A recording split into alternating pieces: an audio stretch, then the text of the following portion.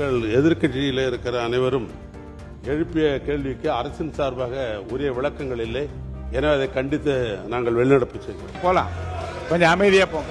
அனுப்பிக்கிறேன். போட்டோம் கொஞ்சம் அமைதி. நீங்க வெளிநடப்புல இல்லையா? அப்போ ஏறக்குறை 3500க்கு மேல மாணவ மாணவிகள் படிக்கிறாங்க. எங்க போவாங்க? விவசாய குடும்பம் மாணவர்கள் என்றாங்க.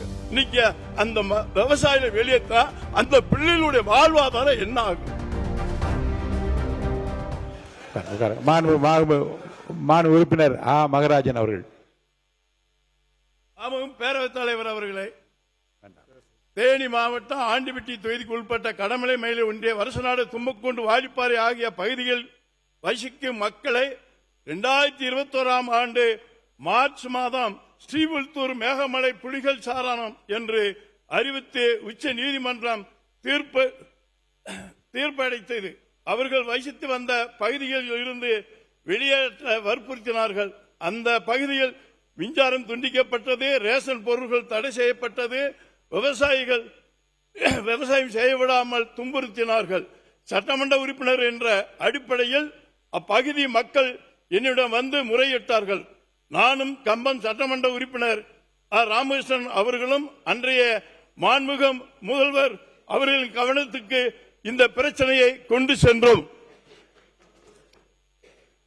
அன்றைய மாண்புமிகு முதலமைச்சர் அவர்கள் அறிவுறுத்தல்படி அந்த பகுதியில் பட்டா வைத்திருக்கின்ற 4 விவசாயிகள் மூலம் மதுரை உயர் நீதிமன்றத்தில் ஒரு வழக்கு, உச்ச நீதிமன்றத்தில் ஒரு வழக்கு தாக்கல் செய்யப்பட்டது. அன்றைய மாண்புமிகு வனத்துறை அமைச்சர் அவர்களையும் சந்தித்து முறையிட்டோம். அதன் பிறகு கடந்த 5 ஆண்டு காலமாக ஆட்சி முழுவதும் எந்த ஒரு இடையூறும் இல்லாமல், வனத்துறையினர் நெருக்கடி இல்லாமல் ரேஷன் பொருட்கள் வழங்கப்பட்டன. விவசாயிகள் உள்ளுறவை செய்தனர்கள், அனுமதித்தனர். இந்த பகுதியில் சட்டமன்ற உறுப்பினர் என்ற முறையில் எனது முயற்சியில் அப்பகுதியில் சேர்ந்த 10 ஊராட்சிகள், 8 பள்ளிக்கூடம் கட்டிடங்கள், 6 ரேஷன் கடைகள், 4 நாடக மேடைகள், 2 நூலகங்கள் என்ற அடிப்படை வசதிகள் அனைத்தையுமே செய்து கொடுத்தேன். இதற்கிடையே திருநெல்வேலி மாவட்டம் மாஞ்சோலை தேயிலைத்தோட்டம் விவசாயிகள் சார்பாக உச்ச நீதிமன்றத்தில் தாக்கல் செய்யப்பட்ட மேல்முறையீட்டு வழக்கில் நமது விவசாயிகளை பிரதிநிதிகளாக சேர்க்காமல் கன்னியாகுமரி, காலக்காடு, முண்டத்தூர், ஸ்ரீவில்லிபுத்தூர், மேகமலை ஆகிய புலிகள் வன சாராயம் பகுதி 100 ஆண்டுகளுக்கு மேலாக பாரம்பரியமாக விவசாயம் செய்து வரும் வன விவசாயிகளை சிறப்பு காவல் படையை வைத்து உடனடியாக வெளியேற்ற வேண்டும் என்று கடந்த 29/5/2020 அன்று உச்ச நீதிமன்றம் தீர்ப்பு வழங்கியது. இதனால் கடமலை மயிலை பகுதியில் மட்டும் 25,000 விவசாயிகள் மற்றும் அப்பகுதிகளைச் சேர்ந்த சுமார் 2 லட்சம் விவசாயிகள் நேரடியாகவும் மறைமுகமாகவும் பாதிக்கப்படுகிறார்கள். மேற்படி உச்சமன்ற தீர்ப்பின்படி அந்த தீர்ப்பை நீடித்து வைக்க தனி நபர்கள் யாரும் மறு சீராய்வு மனு தாக்கல் செய்ய முடியாது. தமிழ்நாடு அரசின் மூலமாக மட்டுமே மறு சீராய்வு மனு தாக்கல் செய்ய முடியும்.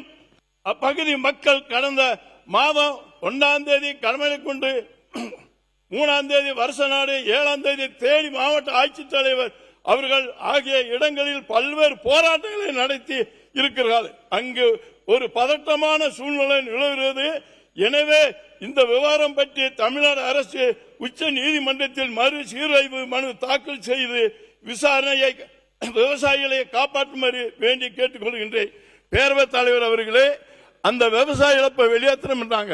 ஏறக்குறை 3500க்கு மேல மாணவ மாணவிகள் படிக்கிறாங்க. எங்க போவாங்க? விவசாய குடும்பம் மாணவர்கள் என்றாங்க.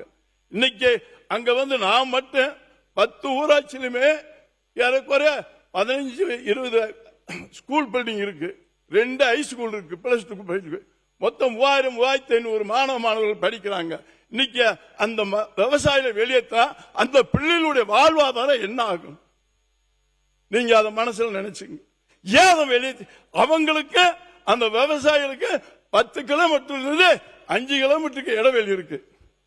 அதனாலதான் சொல்றேன், கட்டாயம் இது ஒரு சீரழிவு பெண்ணுங்க. அதனால மக்களுக்கு எந்த வனத்துறைக்கு எந்த ஒரு பாதிப்பும் இல்லை. இது அந்த பூஞ்சோலை எஸ்டேட்டுக்கு போட்ட வழக்க கொண்டு வந்து ஒரு IAS அதிகாரி இந்த மேகமலையை சேர்த்து விட்டுருக்காப்ல. இந்த மேகமலைக்கு இந்த மக்கள் அந்த வனத்துறைக்கு எந்த ஒரு சம்மந்தமே இல்லை. 10 கிலோமீட்டர் 15 கிலோமீட்டருக்கு அப்பால் தான் இந்த மேகமலை இருக்கு. புலிகள் சாராங்க முடியும், அங்க ஒரு புளியா மரம் கூட இல்லைங்க. புலி சாராங்க ஒரு புளியா மரம் கூட அங்க கிடையாது, ஒரு எலி கூட கிடையாது அங்க. அதுக்கு எந்த ஒரு சம்பந்தம் இல்லாம அந்த மக்களை 2021 இருந்து 26 வரைக்கும் நாங்க காப்பாற்றணும். அதே மாதிரி நீங்களும் எந்த ஒரு சம்பந்தம் இல்லாம அந்த மக்களை வஞ்சிக்கிட்டு இருக்காங்க. அதனால தயவு செஞ்சு வனத்துறை அதிகாரிகளே, நம்ம முதலமைச்சரே, பேரவை தலைவர்களே, இதை எத்தனாம் தேதி நீங்க சீர்வணி நாங்க தாக்கல் செய்யணும் சொல்லி எனக்கு உங்களை மன்னியை கேட்டுக்கொள்கிறேன். அந்த மக்கள் இப்ப டிவியில பார்த்துட்டு இருப்பாங்க, அவங்களுக்கு நீங்க ஒரு ஆறுதல் சொல்லும்படி கேட்டு எனக்கு பேச வாய்ப்பு நன்றியை தெரிவித்துக் கொண்டு விடைபெறுகிறேன். நன்றி, வணக்கம்.